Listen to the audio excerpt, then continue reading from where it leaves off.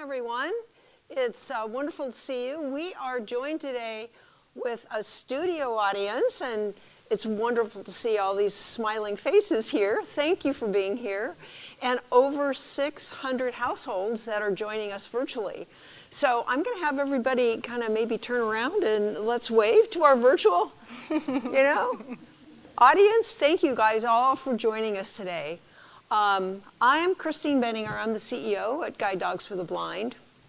And I am so excited to bring you our conversations with Chris today, which is really going to be focusing on our some of the things that we're doing to increase the success rate of our dogs. Most importantly, focusing on two key aspects, which is confidence and resilience. These changes have all been made based on science. We're going to be talking about some of that science. And it's all about recognizing that dogs are sentient beings, similar to us, right? Humans are sentient beings. We, not only need food and shelter and medical care, but our emotional health needs to be addressed as well. So we're going to talk a little bit about that today. So I'm thrilled that you're all here. I have to make certain that I am saying everything I'm supposed to say. I'm joined today actually with two outstanding staff members, Kristen Lucas, who is our Canine and Community Operations Officer, and Dr. Sarah Elizabeth Boissiere, who is our Director of Canine Research and Development. So before we start, I'd really like each of my guests today to talk a little bit about themselves, because they're pretty amazing individuals. So I'm going to start with Miss Kristen here. So Kristen, you've been here a long time, right? I have been here a long time. Yeah? Yes, I am looking forward to celebrating my 28th year with Guide Dogs for the Blind next month. Pretty amazing. Yes. Yeah. And what keeps you here at Guide Dogs? Well, to give a little bit of a explanation of my journey, I started my career as entry level in the kennels, canine welfare training technician. And I became a guide dog mobility instructor. I went on to get my orientation and mobility degree so that I could work with our clients before they came in to get a guide dog. I took some leadership positions within the training department, and at this point I lead the teams that have everything to do with canines and communities. So some perspective on that is it's all our breeding dogs, our neonatal puppies, and all of the puppy socialization that happens with them here on campus, out into their puppy raising homes, back in for formal training, and then we have dog placement, foster care, and our veterinary programs. And so I have the honor of leading some really amazing people on those teams. And what keeps me here? The big broad is our mission. I mean, it's connecting people, dogs, communities, all to help transform the lives of individuals with visual impairments. And so to have spent my life doing that is amazing. If you get a little bit more granular on, like, for me as an individual, what makes me tick, this place lets me learn, it lets me teach, it lets me coach, and there's this interconnectedness that just really keeps going. An example is yesterday we received in the mail a retired guide's harness with a note from the retired guide, not from their client, but from the guide. And it just really honored what they're doing for their job. It honored their client, and it was really impactful for everybody. And that one note that came in a box with a returned harness sparked all of this conversation on email for the CWTT who remembered that dog in the kennels, and the instructor who trained the dog, and the supervisor who remembered that client, and the instructor who did the follow-up visit. And so it's memories, it's interconnectedness. We are all attached to each other. It's people and dogs, and that is why I'm here 28 years and going. So Thank you, Yeah. Kristen. And Dr. Sarah. Dr. Sarah joined us last July. So, Dr. Sarah, tell us a little bit about you. And you have an amazing background. So tell us about your background as well as what brought you to guide dogs. Sure. I like to say that I kind of fell into the dog world, and I didn't realize how big it was when I was starting out. I thought I wanted to try to become a veterinarian, and then realized very quickly that that was not the right path for me. And I discovered that there was this entire world of animal behavior or animal science through a college degree program, and I didn't know that that existed. It wasn't something that was offered at Career Day when I was younger. And so I went down this rabbit hole of learning all things canine science, trying to figure out what I could study when it came to animal behavior, and then also animal cognition with the focus on dogs. And that led me to a university where I started teaching and established my own dog cognition and behavior center. And then I always felt like something was missing. I really enjoyed working with pet dogs and their owners and sharing the science, making changes, informing owners what is their dog thinking? What does their dog want? But I felt a little bit blocked at times, like I couldn't have as broad of an impact as I wanted. And so that is one of the things that really drew my attention to the amazing community that we have here at GDB. Is every moment of every day is spent thinking about how to make everything better for both ends of the harness, the clients, the dogs, even our own community, our broader community, the volunteers.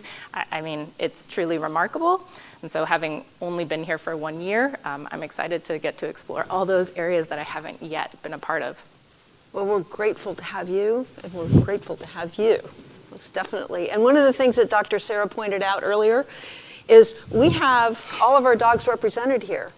A yellow lab, a black lab, a golden, right?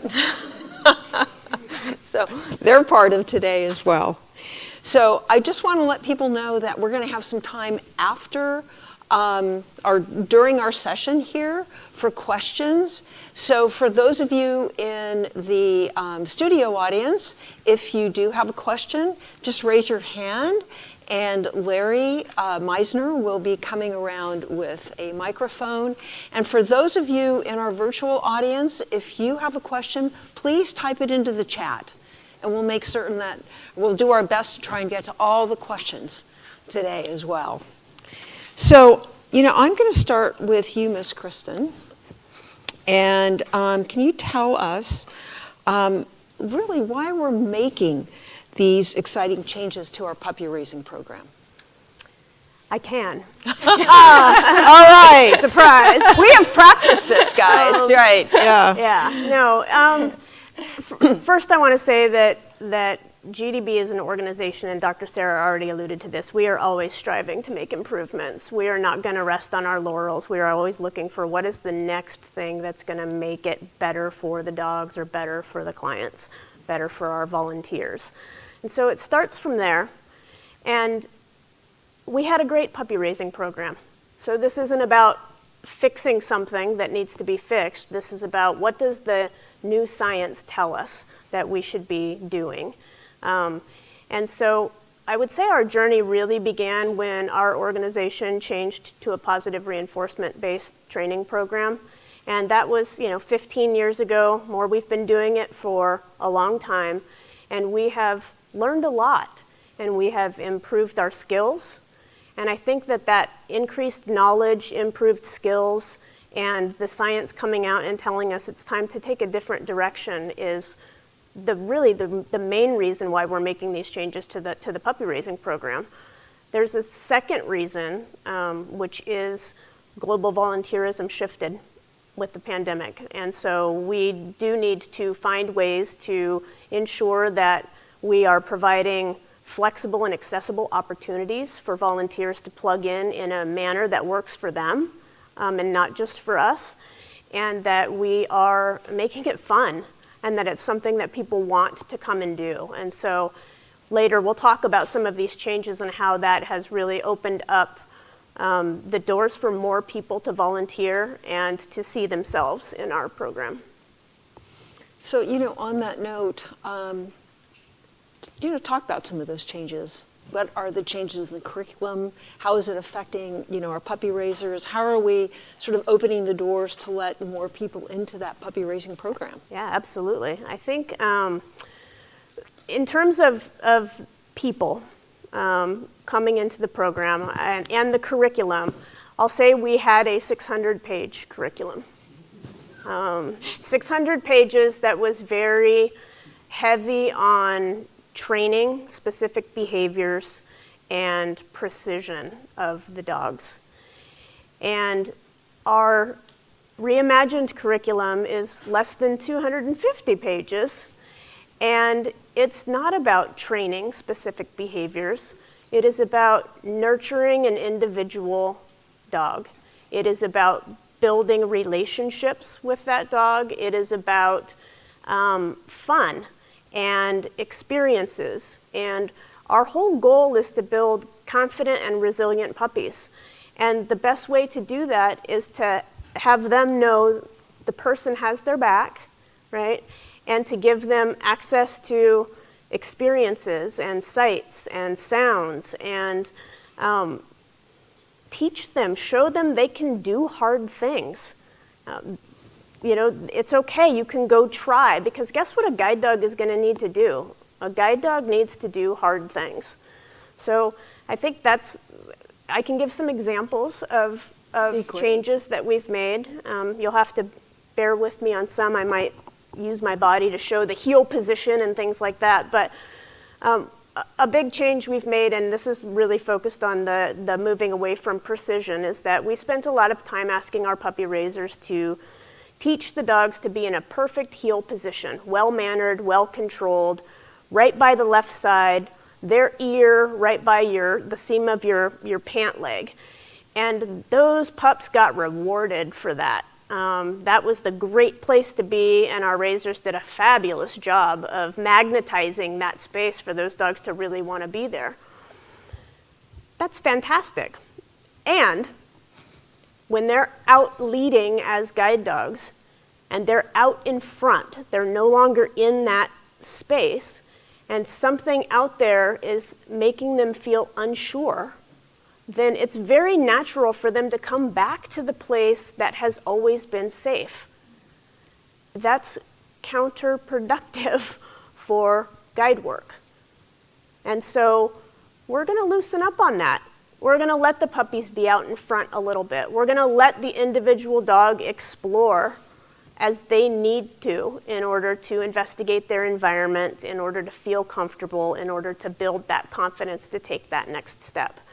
And the thing that's going to have them understanding that it's safe to do that is our focus on building that relationship between the raiser and the puppy, which we're going to be doing with lots of fun games. We still have the same end goal for this dog being raised and then coming in for formal training. We have the same expectations for readiness for formal training. We're just going about them in a different way. One more example that might resonate with a lot of people is what we're calling adventure walks. And so again, instead of jackets on and you're professional and you have this job to do because when you're a year older from now you're going to be a guide dog, it's no, have a 6-foot lead, have a 9-foot lead, get out in front, sniff. That's a very natural thing for a dog to do, and we've always said you can't sniff because you can't do guide work and sniff at the same time. Well, guess what? We believe they can sniff and investigate their environment, gain confidence, and still learn contextually with the harness on doing the work that that's not the time for them to be sniffing. And so we always did adventure walks. It's just that we did them as confidence builders for pups that were showing us that they needed it. And now we're applying it to every single puppy and for every single raiser to not have to feel like they're on every time they take the dog out. Sometimes you want to just take the dog out for a walk and have a good time. And this is what we are saying, please go do that, and this will build confidence, this will build resilience in the dogs. What I think is really, exciting about these changes is that we're making changes that hopefully increase the success rate of the dogs that, we're breeding. And we're making it more fun for the puppy raisers. Yeah. So it's a win-win on both sides of that leash, Yep. right? Absolutely. Yeah. It's exciting. So Dr. Sarah, you had mentioned a little bit earlier dog cognition. So what exactly is dog cognition? Why is it important? How does it, relate to behavior? Yes. Give us the science now. Give us the science. I can do that. Yeah. So dog cognition, it sounds very elusive, right? It's like, this very hot topic in science. It's actually in some ways maybe something that's a little bit boring. Maybe you see it every day and you don't actually realize it. So dog cognition is really just how the dog is thinking about the world around them, how they're taking in all of that information, they're processing it, they're acquiring it, they're manipulating it in their mind, and then at some point in time they're going to act upon it accordingly. And so that entire process is dog cognition. It's things like memory, things like learning, all of these things come into play. And so when it comes to thinking about how does dog cognition then relate to dog behavior, well, it's extremely interconnected. And the reason is that dogs may not use language like we are using right now, right? I'm able to communicate with you with my voice and with syntax and grammar, and it's conveying a message. But how do you do that with an animal, or in this case a dog, that doesn't use English or another language like we do? And that's where dog behavior really is important, because that is how they are communicating with us. Their behavior, how they act, is an expression then of how they are taking in all of that information, how they're processing it, and it's telling us, are they comfortable in this particular situation? Are they not? Are they really excited and they're ready to learn? All of that is a way for us to just figure out what's going on in the dog's head. And so this is why I'm also really excited about the changes to our puppy raising program, because we are giving flexibility in how dogs behave, and it's going to, in my eyes, I think, really impact their learning in a very positive way. We have some behavior going on right here. We do. We have a golden who's, it's always about mommy, which is great. Happy Mother's Day. Yes, yes. One of the things that I get asked a lot about is, can we predict,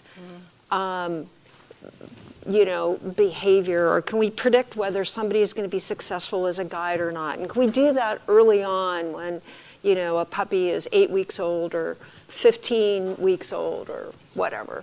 What's the sort of the science around that, or what are the findings around that? Yes, this is such an important question, and it's a question that has been asked before, and it is a question where the science has really tried to figure out what can we do it? Is there something that is a really good tell at when a puppy is 7 weeks, 8 weeks old? And the answer from all of that science tells us right now we don't really know. It's very difficult to get a small snapshot, a very small window of how a puppy is behaving, and use that to identify, are they going to be successful in their working role? It's a lot of pressure in a 10-minute span for a 7-week-old puppy to career define for them. And so the science tells us right now that there is really no easy way to look at a puppy, see how they're behaving, see how they're interacting with the world around them, and say, are they going to be a guide, yes or no? That being said, we are still trying. This is something that dog cognition and applied animal behavior researchers are studying every day, and it's actually something that we've done here at GDB as well.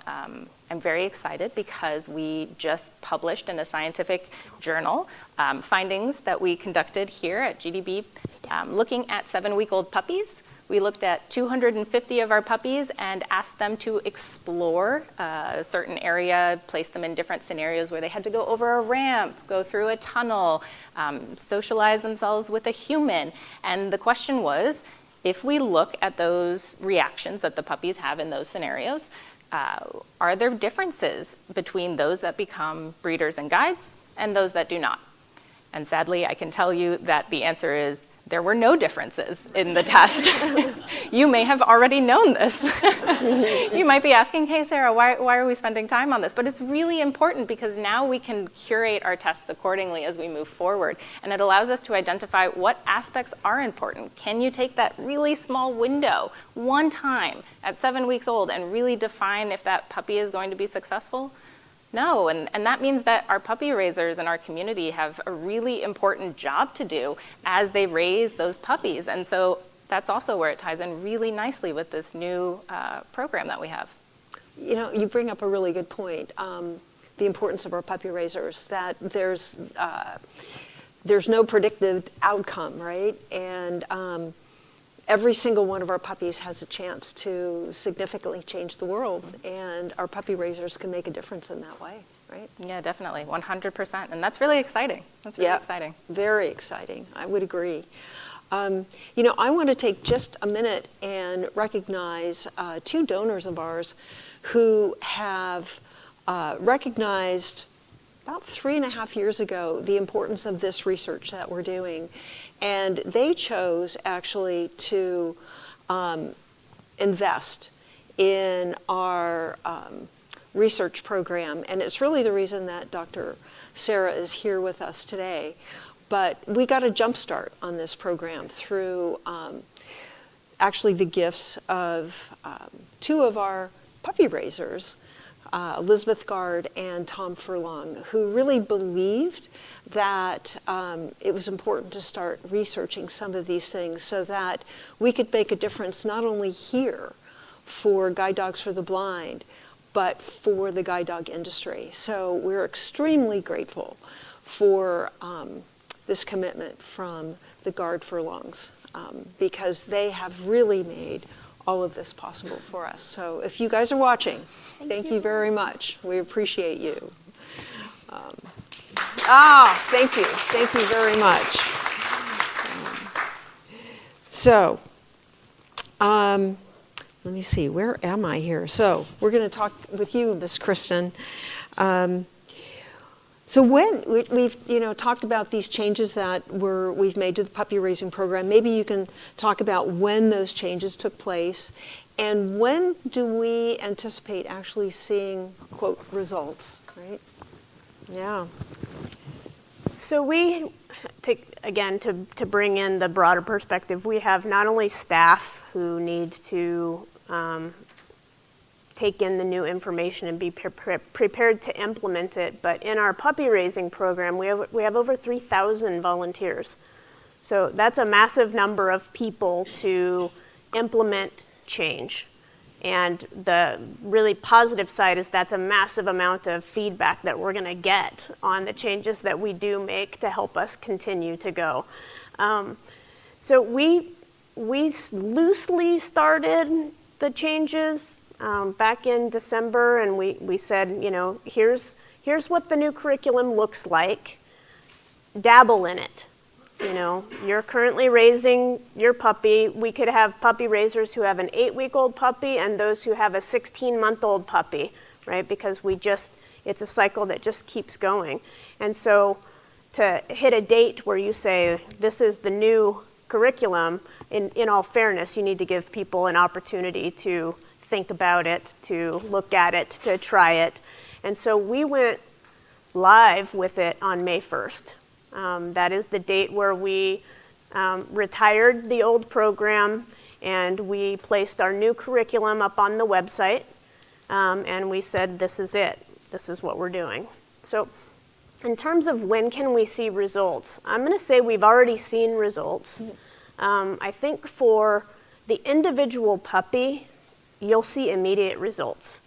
And for the individual raiser, you'll see immediate results. If you're going to ask the bigger question about success rate for the organization and annual basis and all of that, it might be a little shocking to hear. It's going to take us 2 to 4 years to know what the impact is going to be. Our cycle for a puppy being born, socialized, raised, coming back in for training, and then being matched with a client, and then spending some time out in the field, that's a 2-year cycle. We do not make a fast product, so we are not going to be able to iterate based on success rate. And then do that cycle, get the results, and then really you want to do it again. You want to see if it's repeatable. You want to see if those numbers hold. And so 2 to 4 years, but what I will say is we're going to have markers along the way that tell us keep going with that, And we might have some markers along the way that say that piece, maybe you need to make an adjustment there. And we'll make the adjustment. You know, we're not afraid to make the change, as everybody knows. So that's... No, I mean, I think one of the important things that you point out, and I think people oftentimes are shocked, is that, yes, it takes us 2 years to build a product here, right? We're not a tech company. We're not changing products every 6 months, right? And so changes take a long time to work through the system, not only because it takes us 2 years to build a product, but so many individuals are involved in that change process, whether that is, you know, our staff on campus, that's 3,000 puppy raisers, that's, you know, all of our training staff, and then all of our clients, right? So to work through changes, it takes time, which I think makes us as an industry a bit unique from that standpoint, and challenging. But Dr. Sarah, so, you know, there are lots of other things that we're actually doing as part of our canine research and development. And one of the things that I'm excited about is your health and longevity study. And maybe you can talk about what that is, why it's important, how we're going to use that data. Yes. So we are very, very, very close to launching our ongoing initiative looking at canine health across the lifetime of our GDB dogs. And not just dogs that go out into the field and serve clients, but all of our dogs that come through our doors. And that's because it's really important to get an entire picture of how a litter did health-wise, how are individual breeders contributing to the health and longevity of our dogs. And so turns out that it can be very difficult to get all of that information because that is not just 2 to 4 years to get a turnaround time. That is hopefully 14 plus years that we would like to see dogs survive, right? We'd like to see them live as long as they possibly can. And so one of the things that we're doing is prompting everyone who has a GDB dog with a survey asking you to please let us know, how is your dog doing? Have they been diagnosed with any illnesses, any diseases? And that will hopefully allow us to make some decisions and informed decisions about, you know, how long does an average GDB dog live? What health conditions do they have, if they have any? That would be very important to know. And so when will you get this survey? Well, the answer is it really depends on the age of your dog, because we are looking for dogs that are sort of right now in the older spectrum, just to try to see how many of them are still doing really, really well. And so far we've heard from a lot of our constituents that we have some very healthy dogs out there, which is really nice to hear. And so sometime in the next 2 years, depending on the age of your dog, you will get prompted with a survey from us asking you to tell us a little bit about how's your dog doing? How are they handling life around them? And it's really important that we get as much information as we can. The reason being is that that information is not only important for your dog, but it's really important for all of the dogs that come through the GDB community. And that information is critical. I'm really excited to see what we'll find. Hopefully we have some really long-lived dogs. Yes. Let's see who the oldest is. We do have some long-lived dogs out there, yes. We've had a response from a 16-year-old. 16? From the guardians of the 16-year-old dog. Now, the 16-year-old dog didn't respond. But Okay, yeah. All right. Yeah. Let's see if we can beat 16. Yeah. And you also work with other institutions such as UC Davis, and maybe you can talk about what those collaborative efforts are all about and, you know, how we've worked that way. Yes, so we do a lot of work internally at GDB with all of the different departments that exist, and we do that because it's really important to study our dogs, how they're doing, how they're living their daily lives, so that we can have amazing dogs to end up serving our clients. And so when it comes to thinking about research opportunities and studying dogs in general, I will be the first to admit that I do not have every skill set And so that means that I am not a geneticist. And while we have amazing statisticians here on campus that we work with, sometimes when you're looking at huge data sets, because we have massive data sets here, it's important to reach out to experts in those individual fields. And so collaborating with UC Davis is really important for us because we can work with their animal science department, we can work with their veterinary school, and so they then allow us to expand the type of research that we're doing here so that we have really great data regarding what we're doing. But it's also very exciting because we have a lot of dogs that come through our doors, particularly two breeds and the mix between the two. And this is not something that you find everywhere. And our results that we find for our dogs actually have implications for golden retrievers and Labradors across the world, across the US. And so it's critically important that we get to not only learn about the health of our dogs or the behavior of our dogs, but also help everyone out there in terms of thinking about what is normal for Labradors and golden retrievers, what is not. Right. Very few places can do that. And well, very few places can do Yeah. that. Guide Dogs for the Blind has the largest breeding colony of labs and golden retrievers in North America. So there's a lot of research opportunity given what we have, right? Yes. And I think one of the things that I'm most proud about is that we have always been collaborative. We have always shared our data. We have always extended a hand to other guide dog schools, other service dog schools, other institutions to say, if we can help, if what we're doing can better, life for dogs everywhere, for clients everywhere, then we're willing to do that. And I know that, Kristen, we are, all of our puppy raising changes and the curriculum, we have made that available. And maybe you can talk a little bit about, how some of the collaborative work that you're doing on the puppy raising side and how you're making all of this available to our industry. Yeah, absolutely. It's very exciting. We have, as an organization, we collaborate. Chris mentioned some, Sarah mentioned that, in every aspect. I mean, in every aspect of what we do, you will find some form of international collaboration and definitely collaboration with the other guide dog schools within the United States. So for the puppy raising one, our own director of puppy raising, Sarah Blevins, is one of the founding members of a new international collaboration specifically for puppy raising programs.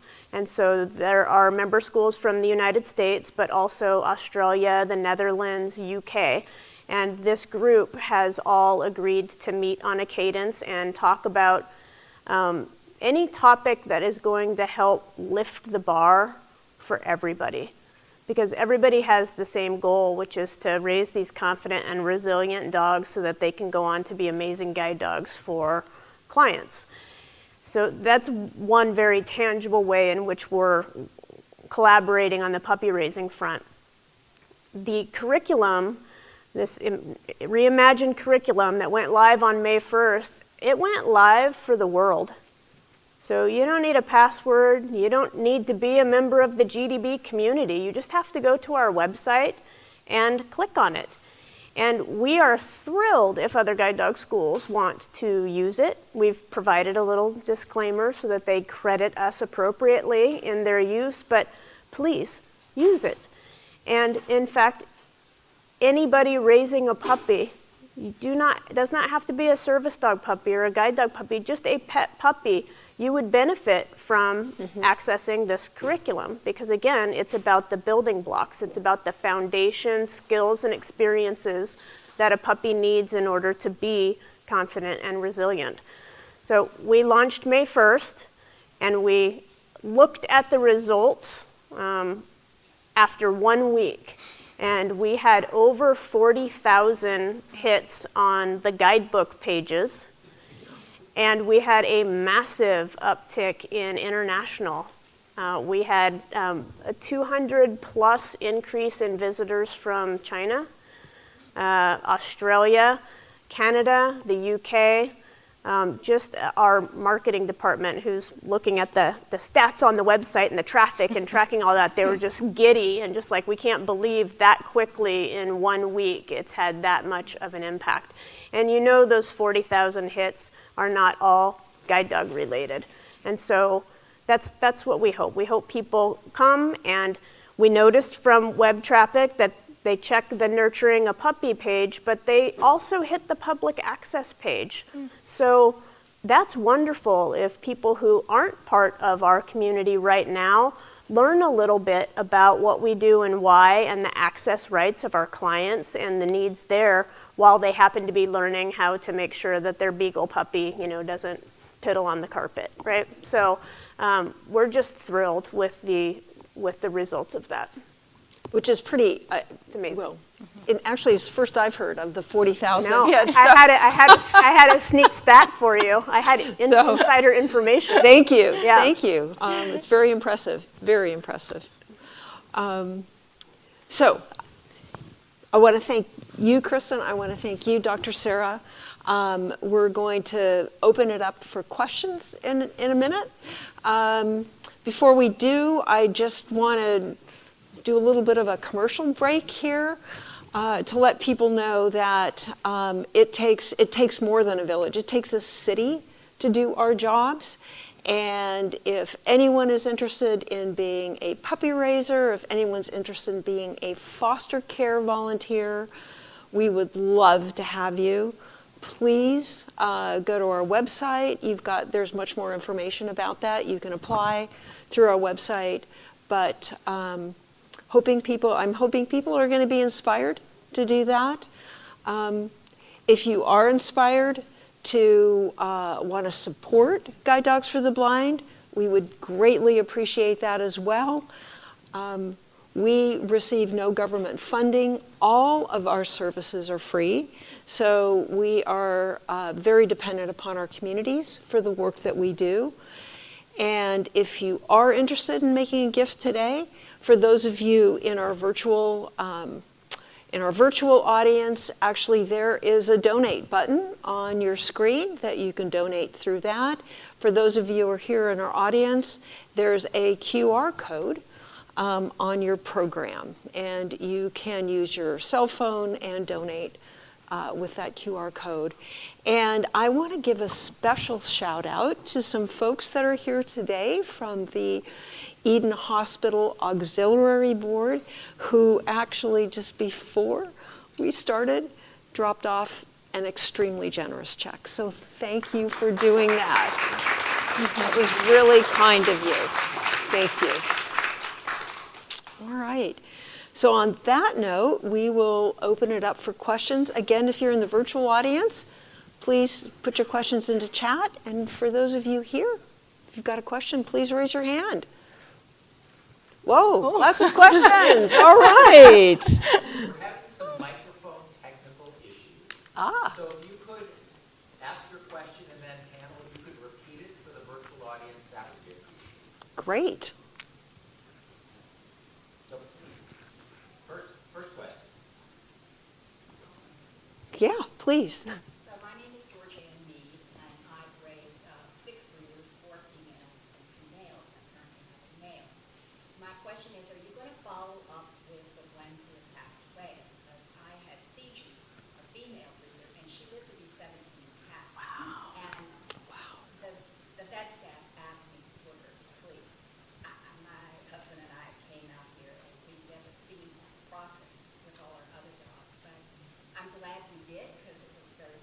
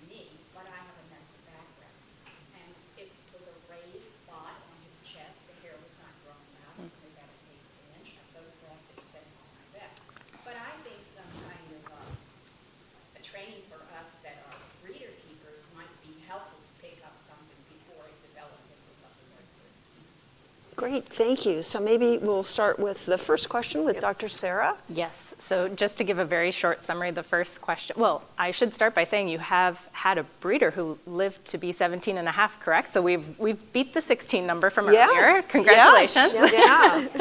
And then the question was, what are we going to be doing for those who have GDB dogs that have passed away, unfortunately? Right now, when you get the survey, the people who are getting the survey are getting it because we in our records do not have an indication yet that the dog has passed away.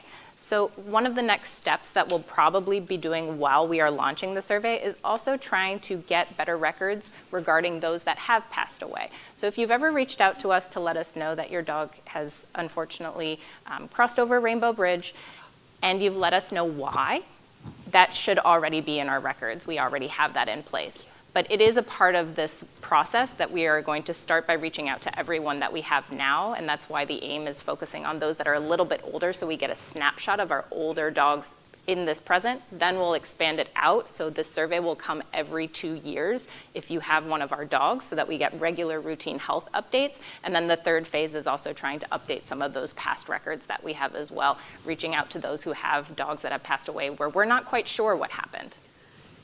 Did we choose 18 or 20? 18. Okay, currently. so 17 and a half 17.5. may tell us we might want to up that. So yeah, for dogs that we don't know that they've passed, so in other words, they're still live in our database, we used 18 as the don't send the email if the dog is 18 years of age or older.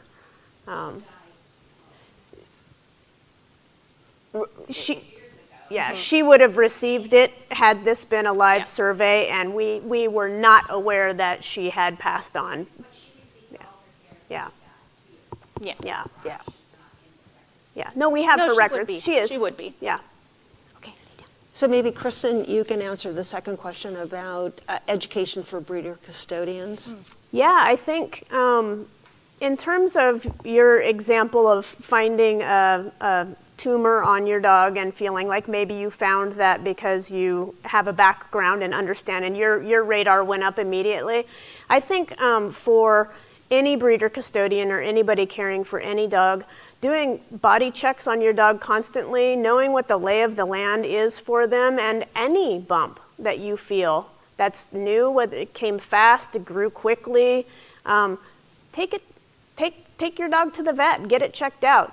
A lot of times they're fatty lipomas, they're benign, it's not a big deal, they're common in both the Labrador and the Golden Retriever, but sometimes just taking that tiny one in can catch something quickly and let it be addressed rather than not getting it. So I really think the education part isn't in what you might find on the dog as much as it is about know your dog, and anything that seems different is when you should go ahead and call in a veterinarian to take a look. Yeah. Yes. Okay, lay down. Great. Gwendolyn, down. I have an online question Good job. for the panel. Good job. How does the Reimagined puppy raising program affect off-harness precision and behavior once a guide dog is off-harness? And are there guide training procedures that are new after puppy raising? I'm going to try and make that the succinct. So we're looking for, after the puppy raising, we have a guide dog, but their off-harness behavior, and how does that impact? And, okay, yes. One of the things about these changes to the puppy raising program to know is that we don't do anything in a silo at Guide Dogs, and so it wouldn't be fair to these dogs for us to make these changes in one aspect of their life and then have it be completely different on their next step.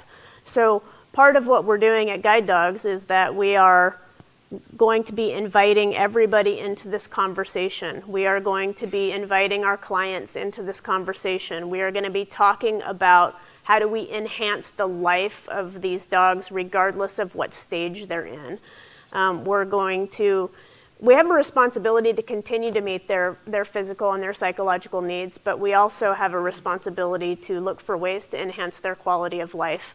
And so Off-guide work, yes, it would be lovely if these dogs are dogs, and if you go out and see our clients and visit, you'll see that. These dogs are enjoying life as dogs, and you put the harness on them, they understand it's business time, I've got a job to do. Take the harness off, and they're like, woo, you know, it's party time. So there's a lot of these activities and philosophies that we have put in this newly reimagined curriculum that absolutely will pertain to off-work time as a guide. There's also a lot that will pertain to on work, you know, in harness activities. So it will be everybody. It will be the training and field departments. It will be clients after they've graduated. It will be foster care providers. It will be breeder custodians. We started with puppy raising, and actually puppy socialization, you know, from the minute they're born into puppy raising is the part that we have launched first, and then the rest is on its way. That's great. Yeah. Is there another in-studio question? Please. So I have a 12 and 14-year-old, two breeders, retired breeders. I hope to live many more years. But I have a question, and I know it's an extensive process, but I'm curious as to the germination of this change. Was it from the guide dog community or the academic community? And what's the process for making it? I remember the positive reinforcement change all those years ago. So just kind of a summation, if you can, of that process.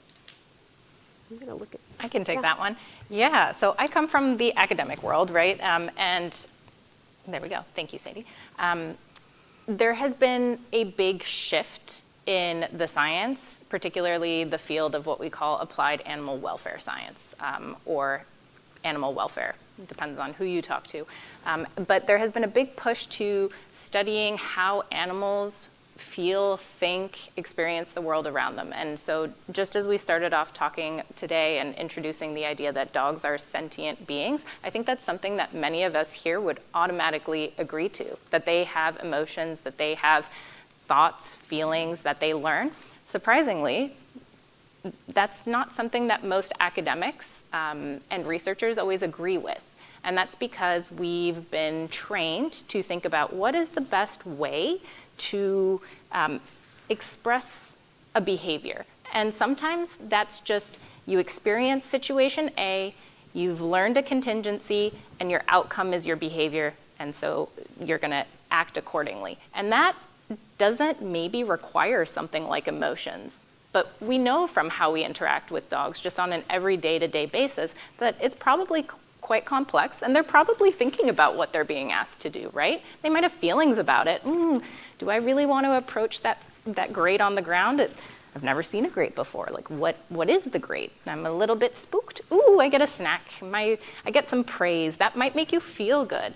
And so when it comes to thinking about the science, I would say that we've really developed this new world in the last 10, 15 years of animal welfare science, where we've started studying not only dogs, but also farm animals. We've also started studying lab animals, and all of these ways to really address that animals are sentient beings. You might have seen the uptick in research on octopi, right? On octopuses, right? They're all over the place. And the question is, you know, they're really intelligent. They're really smart. Do they have feelings? It's quite controversial in the academic world, but what we're discovering is that they act in ways that have parallels to how humans feel. And that's something that scientists are okay with saying. They may not be okay with saying that animals have emotions, but they are okay with saying that maybe emotion is a spectrum, and that it doesn't make sense maybe that dogs wouldn't have any feelings at all, and humans do, right? There must be a middle ground. And so we're seeing a lot of the science really move towards thinking about animals as individuals, animals as having feelings, animals as having emotions, and some of the research tells us that the best ways in which we interact with animals is by forming those relationships. The relationship is really critical. And so a dog is potentially more likely to interact with you and to want to interact with you and to want to do something with you if you have a solid relationship. And that comes from having those positive feelings, those really happy moments where the dog is learning with you. And so that's where this program, I think, is coming from this reimagined scientific literature. And it may be something that everybody here already knew because they were already doing it at home. But science may have been actually a little bit behind in this case. It was a very long answer, but hopefully I gave you the entire spectrum of all of the things you might want to hear. I do think there's an add-on. That's the academic and the science side of it. And then on the industry side of it, International Guide Dog Federation and Assistance Dogs International, two groups that we are part of, came out with a joint position statement on the ethical training and care of service dogs. And so there are parts of that position statement that point directly towards animals being sentient beings and taking a look at their welfare through every stage. And so we are incorporating that along with the science, along with our own research and our own experiences to make these decisions. Which is great. Do we have another studio question, please? Hi, I'm Mark Graham, longtime puppy raiser, volunteer on campus, and current breeder custodian as well. I have two questions for Dr. Sarah. How will you publish your results? Will information come out annually? Are you going to put links to the papers that you published? I've heard about that one. I'd be interested to read about it.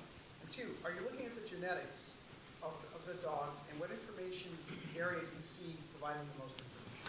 Yes, okay, so the first question was when we do research and we have publications that come out, where do they go? How do we communicate that out? So we tend to do currently that publication that we talked about involving the 250 puppies that we looked at their behavior to see who was becoming a successful guide and who was not.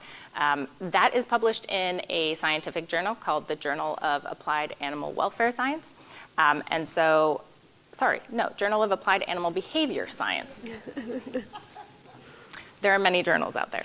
So that is a peer-reviewed journal, meaning that we've sent it out for review. Scientists have reviewed it. They've given feedback on our data, and they've said, yes, this is a paper that's sound in their methodology and in their interpretation of the results. So since research is something that GDB has been involved in, but my position here is new, we're also starting thinking about your other question, which is how are we going to share that with everybody? It's currently online and it's currently available, but it's written in such scientific jargon, and I wrote it myself, so it's very detailed. It's not accessible to everyone to understand what those results mean. And so we're working with marketing, we're working with our community here to see, do we need to create a web page that's a part of our website that highlights the results and has the findings and includes a little blurb that gives you a one paragrapher about what we found and what it means. The other really exciting thing is that we also present at conferences. So there's a great animal behavior conference this year. It's held every year, and it's for anyone who studies animal behavior out there, all of the top researchers. And our amazing Dr. Lina Feng is going to present those findings at that conference. So that means that not only are we reaching out to people who can access our journal articles online, we're reaching out to other scientists. We will hopefully also share it at other applied conferences, so things like International Working Dog Conference. But then we need to get the results out to you. So it's a work in progress, and I have a feeling that for our puppy raisers, Fun Day will involve some version of a little snippet of what we did. So a little teaser for you to come there. And then you had a second question. About genetics, yes. So our breeding team is amazing. They calculate something called EBVs, which are estimated breeding values for certain traits that we are looking for. And there is a bunch of science and a bunch of collaboration with some amazing geneticists and animal science researchers at UC Davis. A huge shout out to Dr. Tom Famula because he is excellent at what he does. And so we are constantly doing that every day for different traits that we want to see and that we are trying to evaluate how, what is happening in a certain lineage. Are we seeing that they're really eager to go out and work? Are we seeing that potentially there's a health concern that we're monitoring for X, Y, and Z reason? And so that's something that's happened forever and that we've been doing for a very long time and is constantly improving. So every time we want to add a new breeding value or an estimated breeding value, we easily do that just as those concerns arise. Quick question. Oh, okay, please. Yeah, go ahead. Can you talk a little bit about your foster program? Yes. Repeat those questions. Can I talk a little bit about our foster program? I would love to talk about our foster care program. So our foster care program, I always view it as this like star in the middle of everything that's happening, and it has these connections to all of our dogs regardless of their status. So our foster care providers live within about 50-mile radius of both of our campuses here and in Boring, Oregon. And they open their homes to dogs of any age and any need for short-term, temporary, or sometimes longer-term, depending on the situation. It could be a puppy that has a medical issue that needs to be in a soft landing place in a home environment. It could be one of our training dogs that learns better when they're not living in the kennel environment. And so that group of foster care providers, we call them commuter foster care. They're wonderful. They bring the dogs to the campus at 7:30, 8 o'clock each morning. The dog gets their full day of learning, and then the foster care provider picks them back up at the end of the day and then has them in the evenings and on the weekends. We are always in need of foster care providers, and so if you have any interest, please go to the website and click on the link. It's a fabulous program with so many dedicated people who have 45 dogs in their home over the course of a year, right? Some of them for 2 days and some of them for 2 months, but they're just so open and so willing to say, what does that individual dog need in that moment? And yes, I feel like I can provide it. Thea was actually fostered because she's a very sensitive girl. She did not like being on our kennels here. And I'm incredibly grateful to our foster volunteer who had her in her home because she did great. And she's now my girl. So, yeah. I think we have time for Maya Scott. I think you have a question. Yeah, I'm kind of curious. When our class supervisor, when we were getting ready to get our dogs, said, these dogs are not going to know they're going to walk out with a blind person. And I know the occasional things such as puppy raisers touching their backs when they're leaving. I'm kind of curious about, with your new program, any additional processes to get these puppies ready for people like me who might not turn on the lights or be like excited or fearful when they meet them, or not know if they're going to step on their tail or make eye contact. So I'm just kind of curious about blindisms and preparing the dogs for kind of a new set of body language standards. Okay. Yeah, we may end up tag teaming this one, Dr. Sarah, but I think the question is there any part of the reimagined puppy raising curriculum that will contribute towards these dogs being more prepared for working with an individual with no vision who maybe doesn't turn on the lights, might, not see their tail, and, just a different adjustment that these dogs need to make.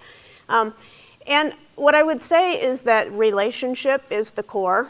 And so everything that we're going to be doing in the puppy raising program is about building that relationship. I think it's also about building that resilience. So to your point of like maybe not seeing the dog and bumping into them, like they'll get used to that.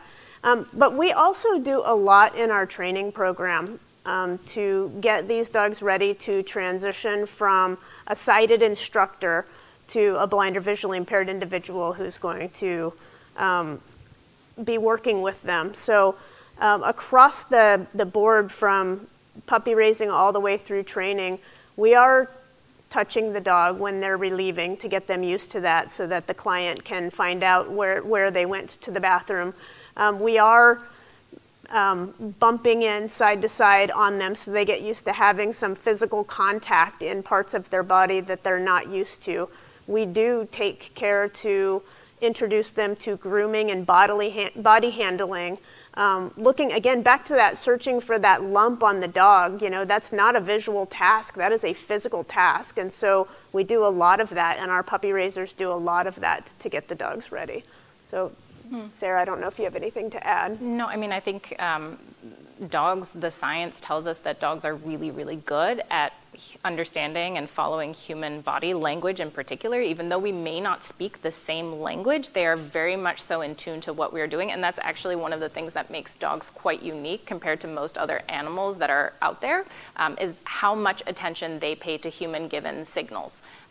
And that's something that dogs are remarkable at, because many of our closest living primate relatives, like chimpanzees, bonobos, gorillas, you would think that maybe evolutionarily it would make sense that they would have some of those abilities to follow human-given signals, but turns out the master is the dog. They are exceptional at it. And it makes sense if we think about the path that they've created, right? The entire domestication process. They occupy so many roles in human society. And so one of the things is that just how you are operating in space gives a lot of information to a dog, and the dog is actually paying quite a bit of attention.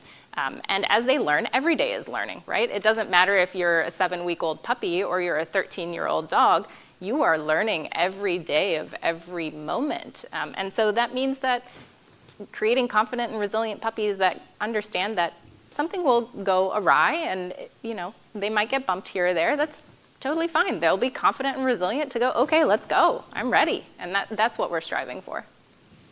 That's great. All right, well, I'm going to wrap this up. One, I want to thank Kristen and Dr. Sarah for joining me today. You guys were amazing. Thank all of you for joining us today. Thank you for your belief in and support of our mission. We appreciate you and can't do it without you.